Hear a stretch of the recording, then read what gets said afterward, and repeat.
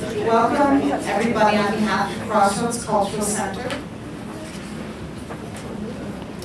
In our culture, we greatly emphasize freedom, and yet we are not very ambitious about what we should be free to pursue. Often our cherished ideals seem limited. Success boils down to money and social recognition, love to sex and feeling, happiness to a painless life. And yet, is that it? Is that all we desire? Is that what freedom is about? Deep down, we all share the experience that precisely when we achieve what we most desire, we feel that it is not enough. Inexhaustible desire is a universal human experience. And it is also an experience that makes us most uncomfortable, because it suggests that we cannot give ourselves what we really need. You can come and sit, that's fine.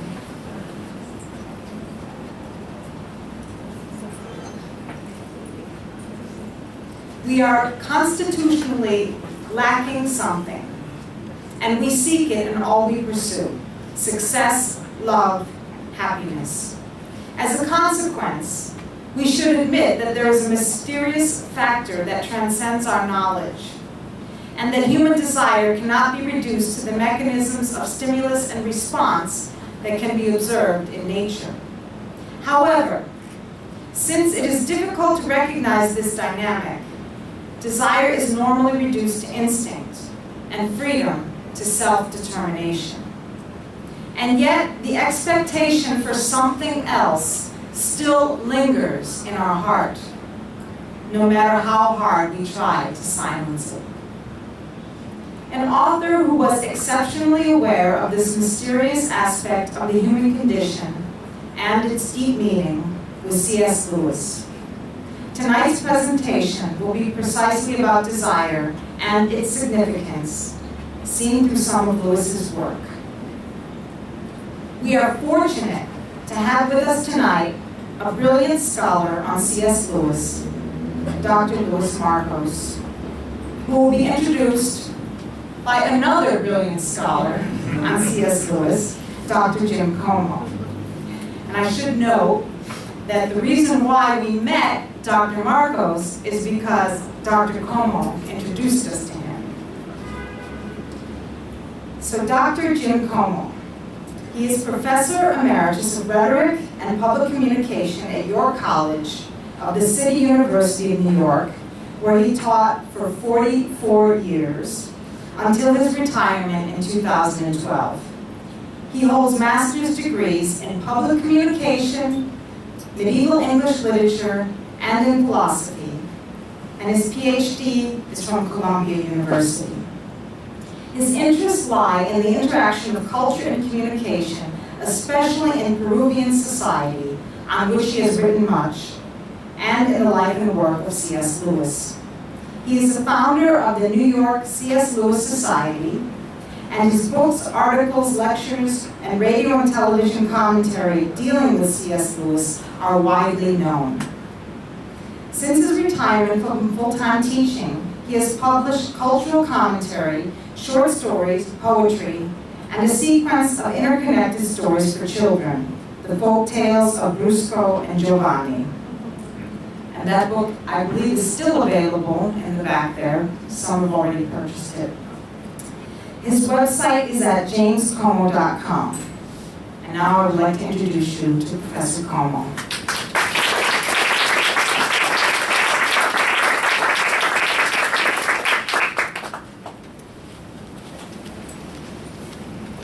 Thank you very, very much, Rita.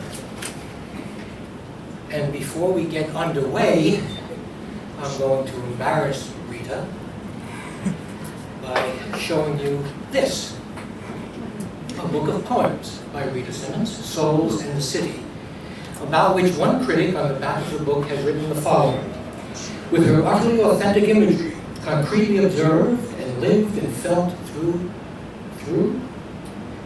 Rita Simmons has rendered a city I was born into and have loved all my life with intense freshness. More, she has reintroduced me to its humanity and in important ways to my very self within it. Her distinctive gift is to show us that if we will only pay enough attention, we will see St. Augustine's city of God, not there and then, but here, right now. So I recommend this to you. Yeah, Rita. I didn't think you were going to get away with just introducing me, did you? It's my privilege to be here again at Crossroads. It was very great, well, there are no coincidences, Louis, we know that, don't we? That I was able to introduce Crossroads to Louis Markos, who was a friend and whose books, Louis Adanistes, I profited from greatly. I don't know if it's back there, but if you're a Louis reader, you might think of getting this particular book. Louis, as you've read, is the resident scholar at Houston Baptist College and is the Robert H. Ray Professor of the Humanities there. He's written many books. Be prepared to take notes on those because he writes faster than you read. I don't know, but probably by the end of tonight, Louis, there'll be another book. I'm sure. But he's exceedingly sharp. Of course, as you see from his biography, he's also mounted some classic Greek tragedies for the theater. So Louis Markos is a man of many parts, very many parts, and we're very lucky to have Louis traveling from Houston tonight, Louis? Yeah. All the way from Houston. Well, thank you very, very much for that. Rita talked about desire. What, how, why, and it's a certain kind of desire that Louis will be talking about. Not only from C.S. Lewis will he be, not only about C.S. Lewis will he be speaking, but he'll be speaking about every single one of us, you. So be prepared to have your heart searched when Louis speaks. I'm very, very happy to present to you my friend, Dr. Louis Markos.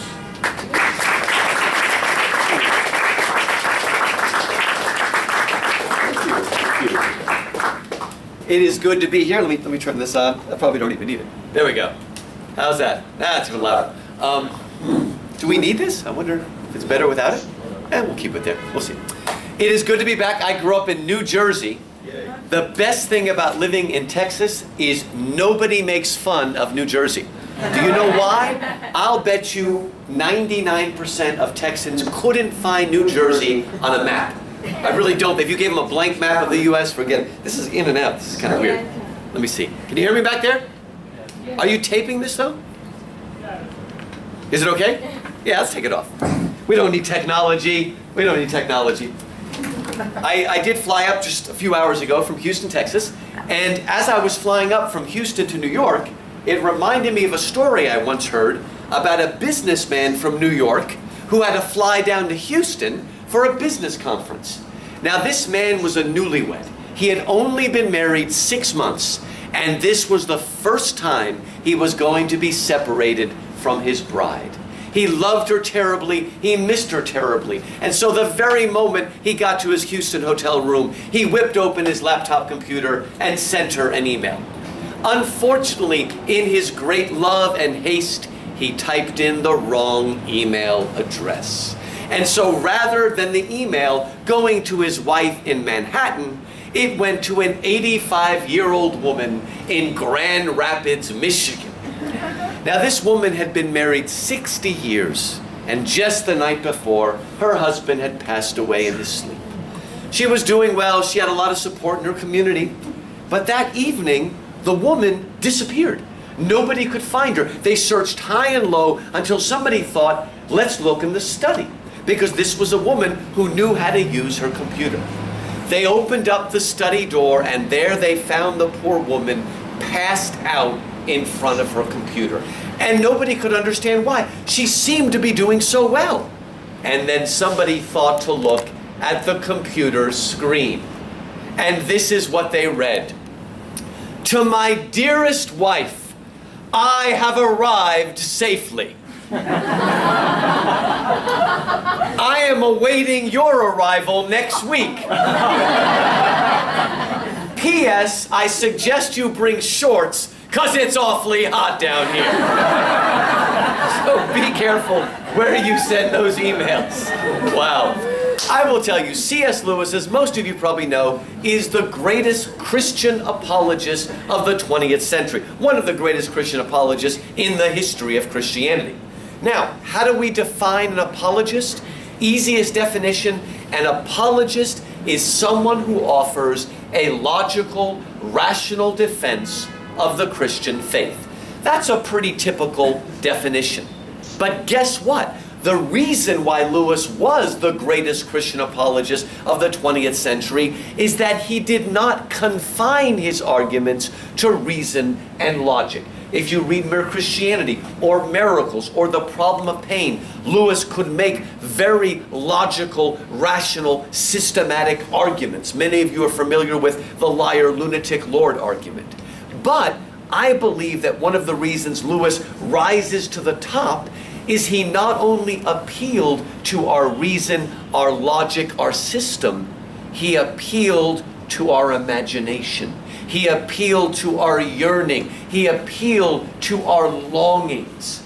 And in that sense, you can say that Lewis not only speaks to modernists, to people that think if it's not scientific and logical and systematic, it's not true. He also, though he lived too early for it, spoke to what we speak of as postmodern people.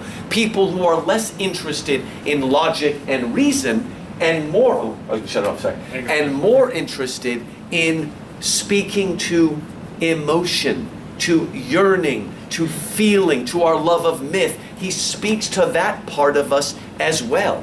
And on the way up from the airport, I was speaking with Angela, and we were talking about Pope Francis, and he was suggesting that in some ways, Pope Francis is trying to appeal in a different way to people. Maybe not making the airtight logical arguments of a Pope Benedict, but trying to appeal one-on-one and directly. And I think a lot of you know that all of this is leading up to, is it January? When Crossroads will have their really large, and the focus will be desire. And so we're trying to get ready for this. And so I want to show you how the argument by desire not only helped lead Lewis to faith, but he shared it with others to help lead us to a deeper faith. Now, Lewis, I'm 51. When Lewis was about my age, he sat down and wrote his spiritual autobiography. And he titled his spiritual autobiography, Surprised by Joy. Now, a lot of you that are really smart and clever out there are thinking, I know he married a woman named Joy. But he actually wrote this before he met her. It's almost a sort of serendipitous thing, like God saying, okay, I'll give you a wife named Joy, right? What did Lewis mean by joy? He meant it in a very specific way. In the first chapter of Surprised by Joy, Lewis talks about his childhood. And he says throughout his early childhood years, he had a series of experiences that first opened the young Lewis's eyes to the reality of heaven, ultimately, to the reality of God, to the reality of something supernatural and metaphysical. The first happened when he was very young. He was home with toothache, feeling really bad, and his brother Warnie, he was a couple years older, wanted to cheer up little Jack, that was his nickname, and so he took a biscuit tin, he turned it upside down, and he put little pieces of moss and wood and branches, and he made a little toy garden. And then he brought it in to show his brother.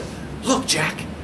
And Lewis says, the moment he saw the garden, suddenly he was swept away to warm, moist, green places. For the rest of his life, he said, his image of heaven was always influenced just a little bit by Warnie's toy garden. Now you need to understand, the toy garden was a cheesy little thing. There was nothing beautiful about it, per se, but it triggered something very deep inside of Lewis, something that transcended this physical, natural, material world. It set in him a yearning that drew his attention beyond this world. Again, he's very young. He's not thinking in philosophical terms. He's thinking in imaginative terms. but it opened his heart to these realities from a very early age. The second example he gives us, again, very young boy. Lewis was born in 1898, and he was growing up when Beatrix Potter was writing her wonderful stories over there in the Lake District. And he read a story called Squirrel Nutkin. And while he was reading the story, and also, thank you. While he was reading the story, thanks, and looking at one of the illustrations, he said he was suddenly troubled by the idea of autumn. Have you ever been troubled by a season? I'm glad I'm speaking here, because in Houston they don't know what I'm talking about, because we don't have seasons in Houston. But you have 4 seasons very much over here in New York. And so you'll understand that in a weird way, suddenly it was like Lewis got inside a season. The same way they said that Tolkien got inside language from a very early age. And again, it opened him to something deeper. The third one, Lewis walked into a room and he saw a book of poetry opened. And he looked down and he saw these words. I heard a voice that cried, Balder the Beautiful is dead, is dead. Now at this time, Lewis didn't know very much about Norse mythology. He didn't know who Balder was.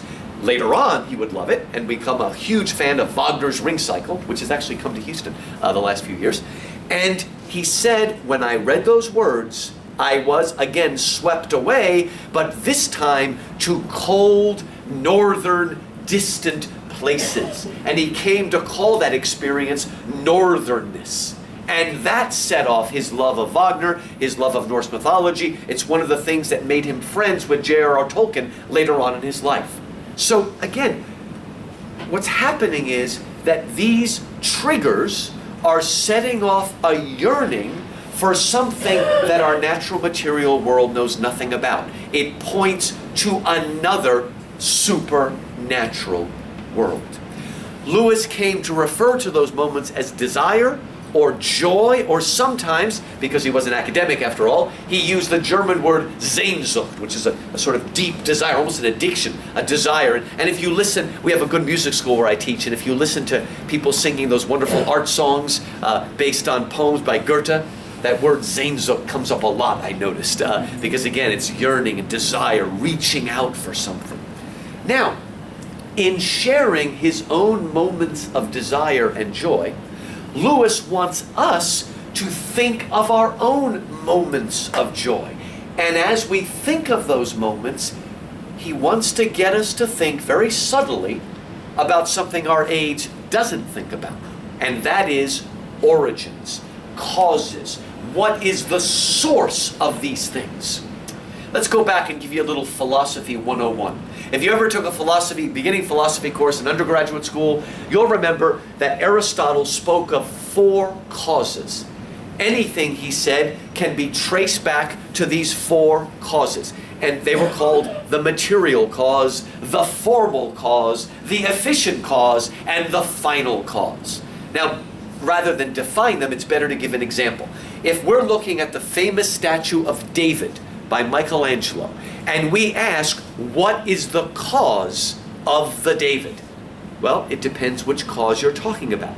If you're talking about the material cause, then it is the piece of marble. I think you know that Michelangelo made it out of one single piece of marble that actually had a flaw in it. That's the material cause. The formal cause is the sort of shape of the man that it's based on, right? Our sort of basic bipedal shape is the formal cause out of which that statue came. The efficient cause is the artist himself, Michelangelo, the simple cause-effect. But the final cause, what is the purpose or cause? Telos, the Greeks use the word telos. It means a purposeful end. Not just an end, but a purpose. What is the final cause? To glorify man and to glorify God. In our modern world, we have thrown out the formal cause, and we've thrown out the final cause, and all we care about is the simple material cause and the simple efficient cause and effect. We want to put a sort of box around any. We don't care about formal causes. We don't care about essences anymore.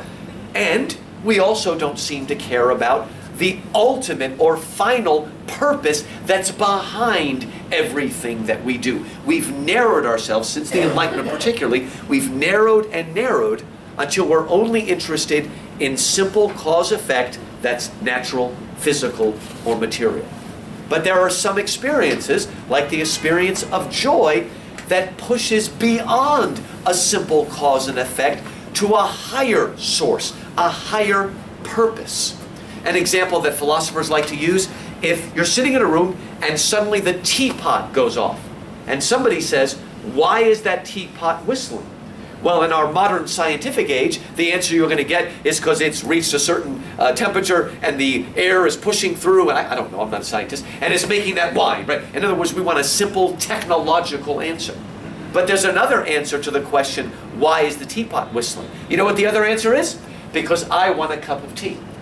But we've left out that final cause that points beyond the natural and physical to something higher. We don't want to know about that. But folks, we need to, right? As beings, we are personal, we are conscious, we have will and choice, and we have innate dignity and worth. Where do those things come from? A simple, mechanical, efficient cause cannot answer that. Impersonal nature cannot create something personal. Unconscious nature cannot produce something conscious. Nature is determined. It knows nothing about free will. How can it produce that? Nature knows nothing about intrinsic value and worth. Nature is about nature red in tooth and claw, as Tennyson said. It's about survival of the fittest. So where does it come from? Well, in our modern world, Freud said, well, what happens is you have these sort of base animal emotions like lust, and somehow they churn around and they go boom, and they produce love. He called it sublimation. And of course it makes no sense. Okay? Water does not rise above its source, but somehow he had this idea that these deep, dark, unconscious forces would just force themselves up and it would just happen. Right now, the people that deny anything supernatural, the only way they can describe consciousness is they say, well, as our brain gets bigger and bigger, then boom, consciousness happens. They call it an epiphenomenon. It just happens, okay? Well, it doesn't happen, okay? I don't know, maybe if a computer springs into conscious life, they'll have a point, okay? But until that happens, it doesn't happen, okay? But again, we want to reduce and reduce and reduce. But what is the source of desire?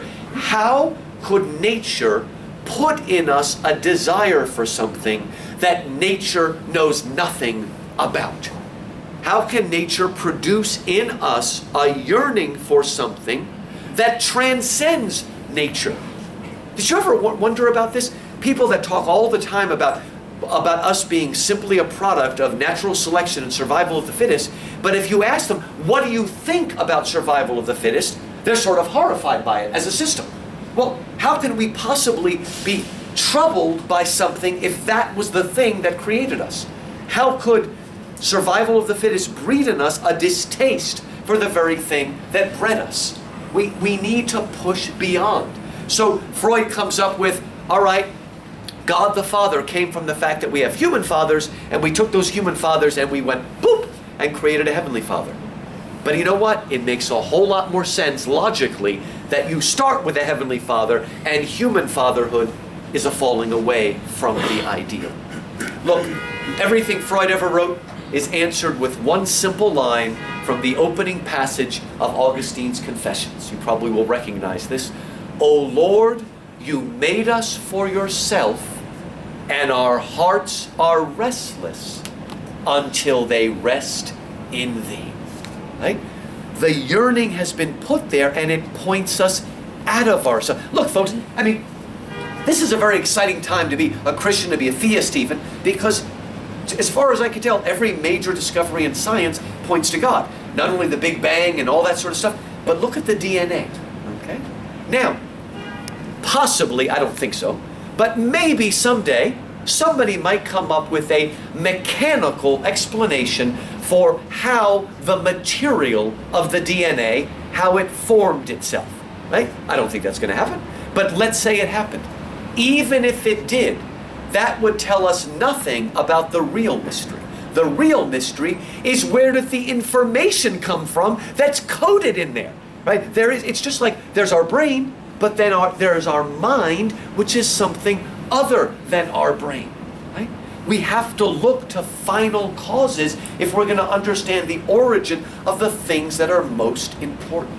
Now, in a moment, I'm going to tell you Lewis's argument, but I want to tell you something because I just finished reading and reviewing Alvin Plantinga's new book. You know that person? He's not only the foremost Christian philosopher, many would consider him just the foremost living philosopher of any kind right now. And he wrote a new book, it just came out 6 months ago, called Knowledge and Christian Belief. And he made a really interesting point. You probably know that Freud said that religious belief comes of wish fulfillment. Well, Plantinga says, let's look at Romans 1, right? We have this desire built in us. And you're going to like this. Plantinga actually quotes Aquinas and Calvin at the same time. And he says, look, if there's something Calvin and Aquinas agree on, we better pay attention. I thought it was pretty funny.